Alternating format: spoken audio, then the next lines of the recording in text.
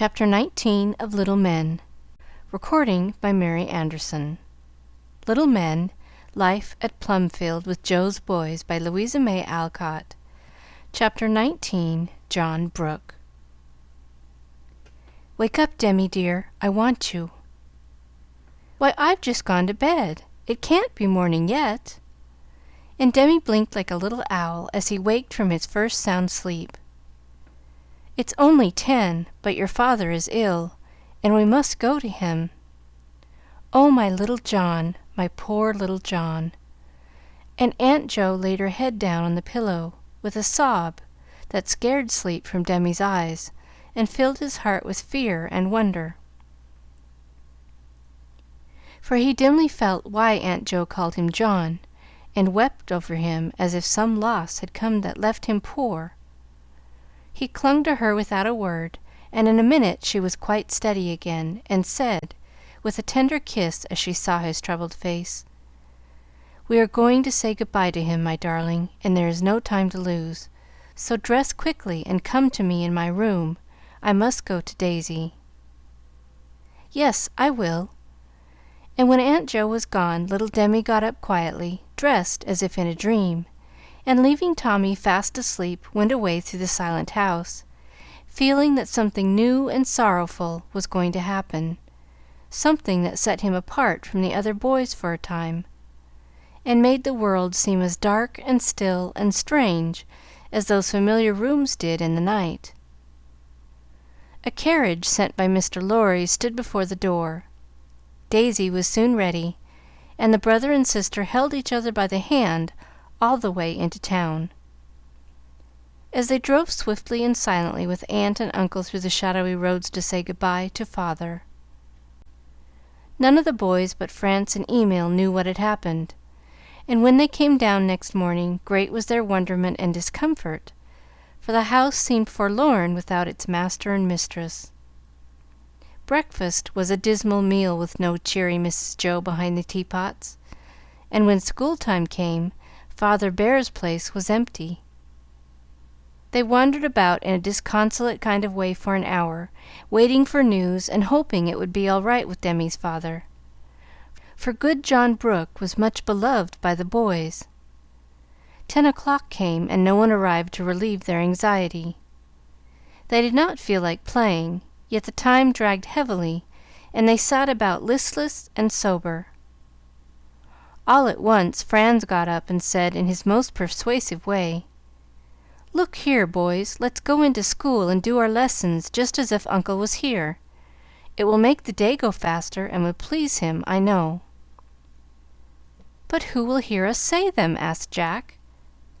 "I will. I don't know much more than you do, but I'm the oldest here, and I'll try to fill uncle's place till he comes, if you don't mind." Something in the modest, serious way Franz said this impressed the boys, for though the poor lad's eyes were red with quiet crying for Uncle John in that long, sad night, there was a new manliness about him, as if he had already begun to feel the cares and troubles of life, and tried to take them bravely. "I will, for one," and Emil went to his seat, remembering that obedience to a superior officer is a seaman's first duty. The others followed. Franz took his uncle's seat, and for an hour order reigned. Lessons were learned and said, and Franz made a patient, pleasant teacher, wisely omitting such lessons as he was not equal to, and keeping order more by the unconscious dignity that sorrow gave him than by any words of his own. The little boys were reading when a step was heard in the hall, and every one looked up to read the news in Mr. Bear's face as he came in. The kind face told them instantly that Demi had no father now, for it was worn and pale and full of tender grief, which left no words with which to answer Rob as he ran to him, saying reproachfully, "What made you go and leave me in the night, papa?" The memory of the other father who had left his children in the night, never to return, made Mr. Bear hold his own boy close, and for a minute hide his face in Robbie's curly hair. Emil laid his head down on his arms. Franz went to put his hand on his uncle's shoulder, his boyish face pale with sympathy and sorrow, and the others sat so still that the soft rustle of the falling leaves outside was distinctly heard. Rob did not clearly understand what had happened, but he hated to see Papa unhappy, so he lifted up the bent head and said, in his chirpy little voice, "Don't cry, mein Vater. We are all so good. We did our lessons without you, and Franz was the master."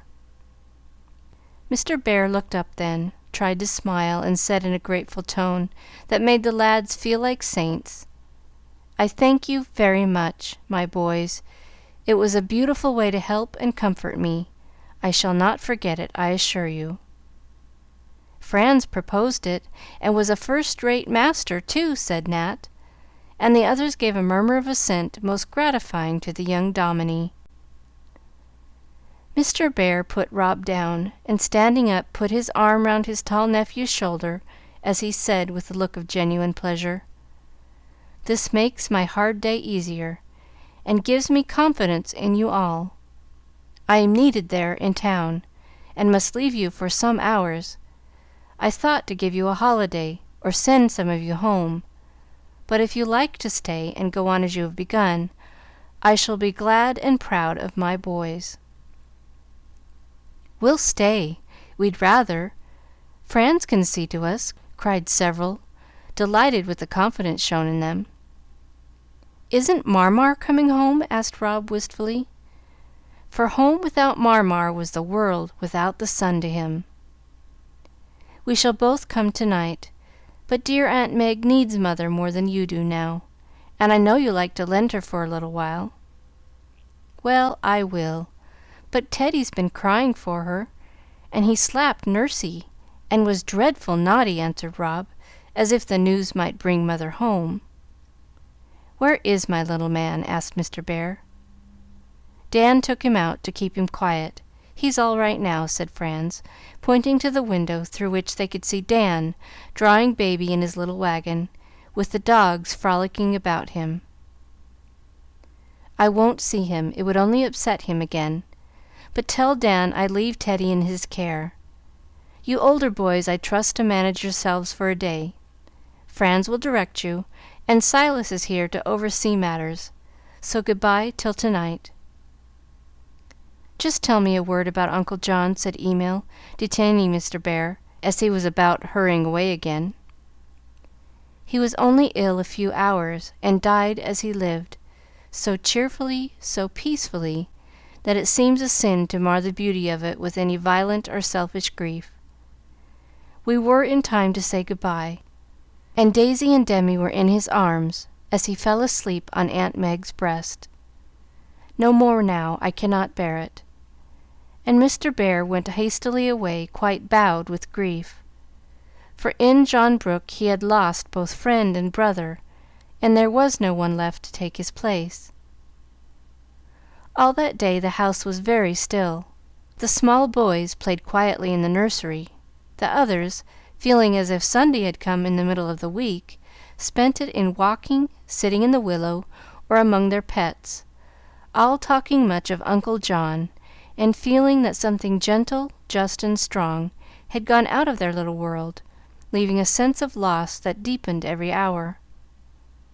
At dusk Mr. and Mrs. Bhaer came home alone, for Demi and Daisy were their mother's best comfort now, and could not leave her. Poor Mrs. Joe seemed quite spent, and evidently needed the same sort of comfort, for her first words, as she came up the stairs, were, "Where is my baby?" "Here I is," answered a little voice, as Dan put Teddy into her arms, adding, as she hugged him close, "My Danny took care of me all day, and I was dood." Mrs. Joe turned to thank the faithful nurse, but Dan was waving off the boys who had gathered in the hall to meet her, and was saying in a low voice, "Keep back. She don't want to be bothered with us now." "No, don't keep back. I want you all. Come in and see me, my boys. I've neglected you all day." and Mrs. Jo held out her hands to them as they gathered round, and escorted her into her own room, saying little, but expressing much by affectionate looks and clumsy little efforts to show their sorrow and sympathy. "I am so tired, I will lie here and cuddle Teddy, and you shall bring me in some tea," she said, trying to speak cheerfully for their sakes. A general stampede into the dining-room followed, and the supper-table would have been ravaged if Mr. Bhaer had not interfered. It was agreed that one squad should carry in the mother's tea, and another bring it out. The 4 nearest and dearest claimed the first honor, so Franz bore the teapot, Emil the bread, Rob the milk, and Teddy insisted on carrying the sugar basin, which was lighter by several lumps when it arrived than when it started. Some women might have found it annoying at such a time to have boys creaking in and out, upsetting cups and rattling spoons in violent efforts to be quiet and helpful. But it suited Mrs. Jo, because just then her heart was very tender, and remembering that many of her boys were fatherless or motherless, she yearned over them and found comfort in their blundering affection. It was the sort of food that did her more good than the very thick bread and butter they gave her, and the rough Commodore's broken whisper, "Bear up, auntie, it's a hard blow, but we'll weather it somehow," cheered her more than the sloppy cup he brought her, full of tea as bitter as if some salt tear of his own had dropped into it on the way. When supper was over, a second deputation removed the tray, and Dan said, holding out his arms for sleepy little Teddy, "Let me put him to bed. You're so tired, mother."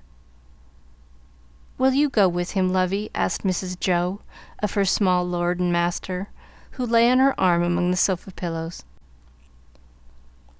"'Torse I will," and he was proudly carried off by his faithful bearer. "I wish I could do something," said Nat with a sigh, as Franz leaned over the sofa and softly stroked Aunt Jo's hot forehead. "You can, dear. Go and get your violin, and play me the sweet little airs Uncle Teddy sent you last. Music will comfort me better than anything else to-night." Nat flew for his fiddle, and sitting just outside her door, played as he had never done before, for now his heart was in it, and seemed to magnetize his fingers. The other lads sat quietly upon the steps, keeping watch that no newcomers should disturb the house. Franz lingered at his post, and so soothed, served, and guarded by her boys, poor Mrs. Jo slept at last, and forgot her sorrow for an hour.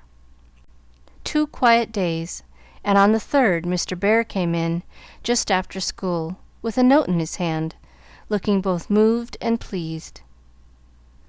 "I want to read you something, boys," he said, and as they stood round him he read this: "Dear Brother Fritz, I hear that you do not mean to bring your flock to-day, thinking that I may not like it. Please do. The sight of his friends will help Demi through the hard hour, and I want the boys to hear what father says of my John. It will do them good, I know. If they would sing one of the sweet old hymns you have taught them so well, I should like it better than any other music, and feel that it was beautifully suited to the occasion. Please ask them, with my love, Meg." "Will you go?" And Mr. Bhaer looked at the lads, who were greatly touched by Mrs. Brooks' kind words and wishes. "Yes," they answered, like one boy, and an hour later they went away with Franz to bear their part in John Brooks' simple funeral. The little house looked as quiet, sunny, and homelike as when Meg entered it as a bride 10 years ago. Only then it was early summer, and rose bloomed everywhere. Now it was early autumn, and dead leaves rustled softly down, leaving the branches bare. The bride was a widow now, but the same beautiful serenity shone in her face, and the sweet resignation of a truly pious soul made her presence a consolation to those who came to comfort her. "Oh, Meg, how can you bear it so?" whispered Jo, as she met them at the door with a smile of welcome, and no change in her gentle manner except more gentleness. Dear Jo, the love that has blessed me for 10 happy years supports me still. It could not die, and John is more my own than ever," whispered Meg, and in her eyes the tender trust was so beautiful and bright that Jo believed her, and thanked God for the immortality of love like hers. They were all there, father and mother, Uncle Teddy and Aunt Amy, old Mr. Lawrence, white-haired and feeble now, Mr. and Mrs. Bhaer with their flock, and many friends, come to do honor to the dead. One would have said that modest John Brooke, in his busy, quiet, humble life, had had little time to make friends, but now they seemed to start up everywhere, old and young, rich and poor, high and low, for all unconsciously his influence had made itself widely felt. His virtues were remembered, and his hidden charities rose up to bless him. The group about his coffin was a far more eloquent eulogy than any Mr. March could utter. There were the rich men whom he had served faithfully for years, the poor old women whom he cherished with his little store, in memory of his mother, the wife to whom he had given such happiness that death could not mar it utterly, the brothers and sisters in whose hearts he had made a place forever, the little son and daughter who already felt the loss of his strong arm and tender voice, the young children sobbing for their kindest playmate, and the tall lads watching with softened faces a scene which they never could forget. A very simple service, and very short, for the fatherly voice that had faltered in the marriage sacrament now failed entirely as Mr. March endeavored to pay his tribute of reverence and love to the son whom he most honored. Nothing but the soft coo of baby Josie's voice upstairs broke the long hush that followed the last amen, till at a sign from Mr. Bhaer the well-trained boyish voices broke out in a hymn so full of lofty cheer that one by one all joined in it, singing with full hearts, and finding their troubled spirits lifted into peace on the wings of that brave, sweet psalm. As Meg listened, she felt that she had done well, for not only did the moment comfort her with the assurance that John's last lullaby was sung by the young voices he loved so well, but in the faces of the boys she saw that they had caught a glimpse of the beauty of virtue in its most impressive form, and that the memory of the good man lying dead before them would live long and helpfully in their remembrance. Daisy's head lay in her lap, and Demi held her hand, looking often at her with eyes so like his father's, and a little gesture that seemed to say, "Don't be troubled, mother, I am here," and all about her were friends to lean upon and love. So patient, pious Meg put by her heavy grief, feeling that her best help would be to live for others as her John had done.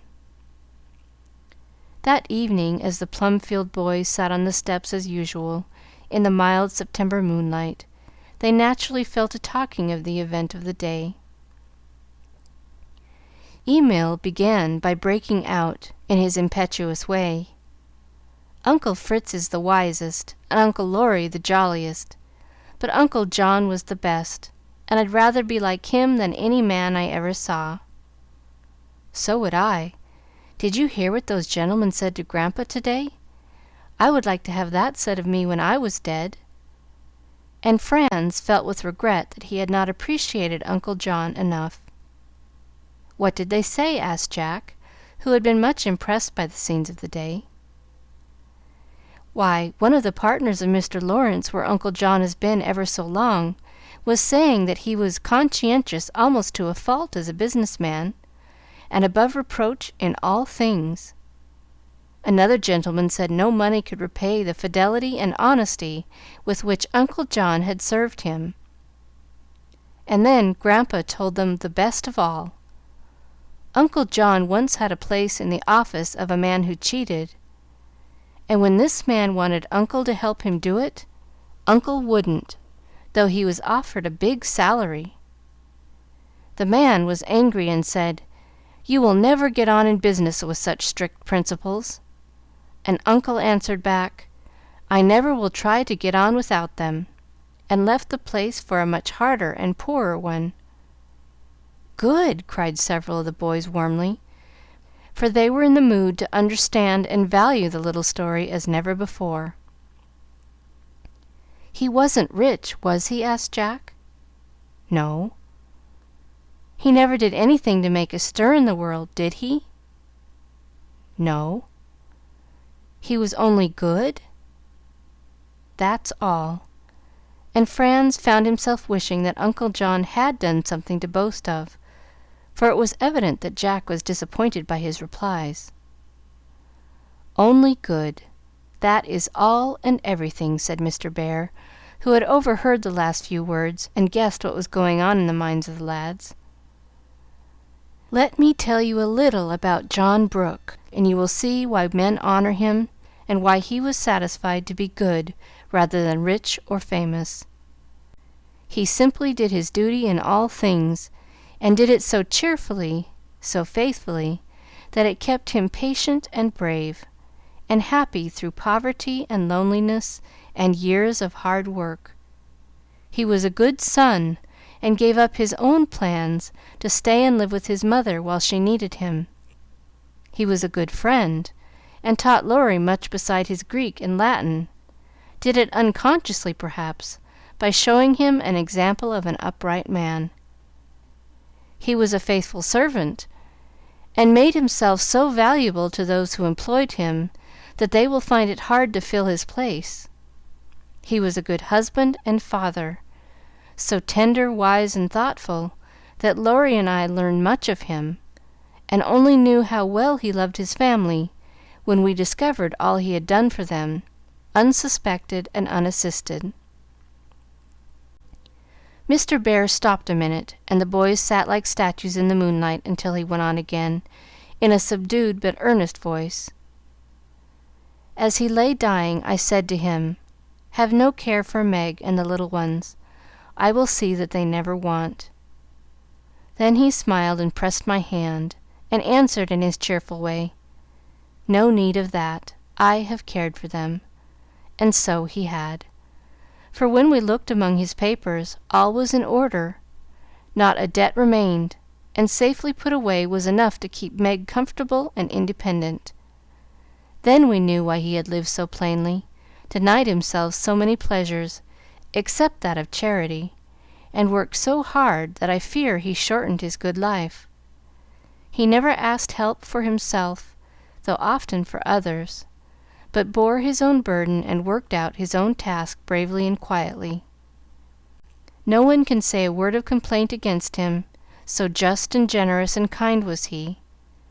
And now when he is gone, all find so much to love and praise and honor, that I am proud to have been his friend, and would rather leave my children the legacy he leaves his than the largest fortune ever made.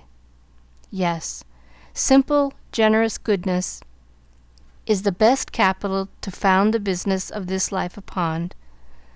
It lasts when fame and money fail, and is the only riches we can take out of this world with us.